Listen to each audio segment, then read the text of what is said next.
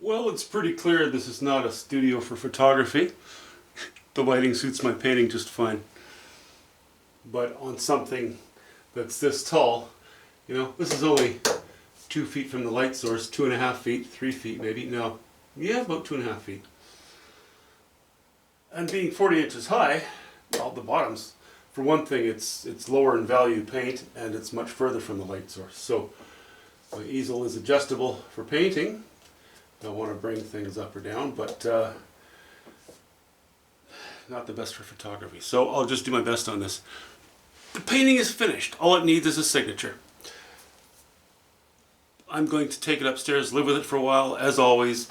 If I see a minor stroke here or there, and it will only be a minor stroke here or there that it needs, I'll give it that. I'm not seeing anything at this point. I think it's done. I'm absolutely thrilled with it. My whole mood has been changed. I'm in a great mood today just because it's nice to have. It's always nice when you reach the end of a painting. Certainly something that's a little bit larger. So we'll start with the top. I'll run through a few things. This hill, the sky I didn't touch at all. Okay, perfectly happy with it. This hill was nice. I liked it. I'm glad that I went more with the mauves. A little bit purplish. Right along the bottom here, I put a little bit of warmer color in, just a little bit, to echo some of the warmer color that I have on this side. But it had to be really, really, really, really vague, just to give it a little bit of variety, and that's all. Don't want people paying attention to that so much. Moving over to the left, I haven't done anything on the rocks. They were fine. I actually have added some light to these two trees especially. I reconfigured the design on this one. I really wasn't happy with the way it was before. I'm happy with it now. Very small things. Okay, I did touch the sky. I mixed up some of this color and dipped it down into here because I still had a bit of a thick black line in there, and anyway, that had to be fixed up. Kept it dark up top here on this hill. This practically indiscernible structure that's in behind here. But it needed to have some discernible structure. I need to give a hint of what is that? When a viewer looks at the painting, oh, okay, that could be, maybe some grass, maybe some rock. We're catching a little bit of ambient light towards the bottom here where maybe it's sort of a cliff face, that sort of thing, as it works its way down to this rocky structure. Oh, I had to tidy up this tree. I put in a little sticky outy branch here because I wanted to break this up more.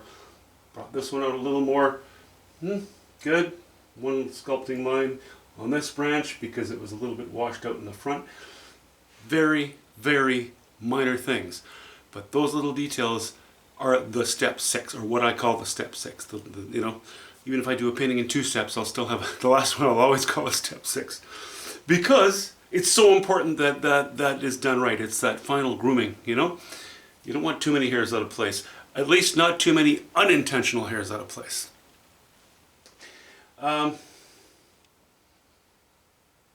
Yeah, laid a little bit of not quite these values, a little darker, more like here and here. Laid them on this distant tree so that now the color, even though the value is very low, the color is now the same on this trunk as it is on this trunk. So the two kind of go together a little more than they did before. Well, I got the whole painting in there. Okay. I had this line here. It was unbroken. It just shot right down to this log and continued. Too smooth, too hard, too much support for this log. So I actually cut into this top of this bit of bedrock here to break it up. So it's a little bit interrupted.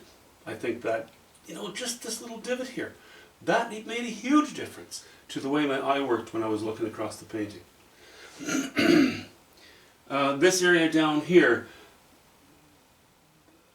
I think I showed it to you on video, on the last video, but now I have even darkened the foreground and cooled it off gradually from here to here. The whole area was kind of this value and chroma, and it appeared flat. It needed to be a little more textural than it was.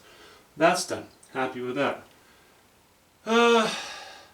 Yep, I showed you the last one that I wanted to have, in the last video I wanted to have this a little bit crowned, you know. Maybe what I should do is just scan the painting now. Do the zoomies. Let's see here.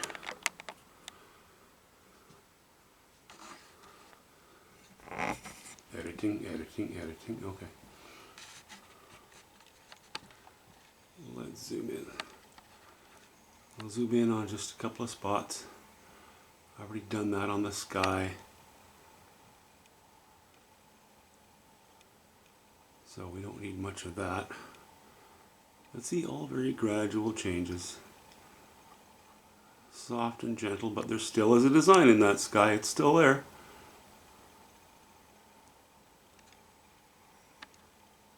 And then let's go down these two trees here.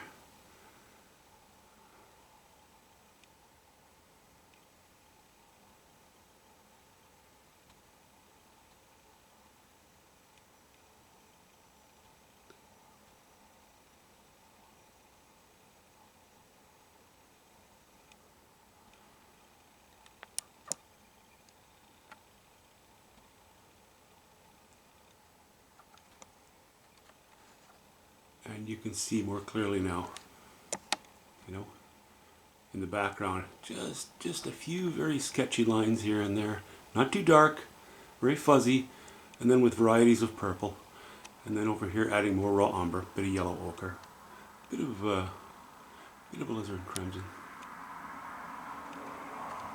and of course a bit of ultramarine blue. Just variety, just a hint of it, that's all.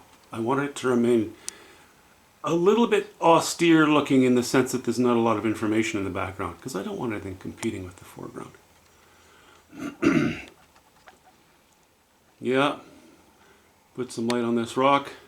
I'm still tempted to put a slash of warm light on there, but no, I've slashes of warm light all over those back rocks. Oh yeah, the water. I laid in a few highlights. Some ripple tops to connect the left and right sides, which both had light, but I kind of had a sort of a bluish stretch coming down the middle, curving down to the left. I wanted to cut right across it, and I wanted to cut across it directly below this tree, which is directly below the whitest spot in the sky, which is dead center of the painting. See that? So that's a broken rule.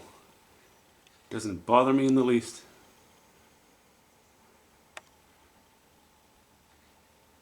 Okay.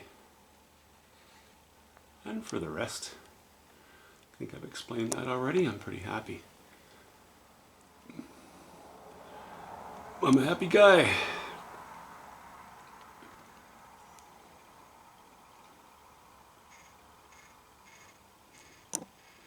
Yeah. That is a good one, I think. No, I don't think. I know it is. I'm very happy with it. Okay. That's an excellent day. But I'm not going to sit on my laurels. I have... Yeah, let me just flip the viewfinder. Okay. Whoops. So I can see what I'm doing. What is this? Let me back up. Oh, that's as far as I can back out. 2430. Deep canvas wrap. I have two of them. Possibly they'll be vertical. You know, one's going to be vertical. The other one, we'll see. That's what I'm going to play with next.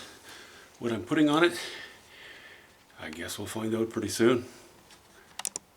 Talk to you soon.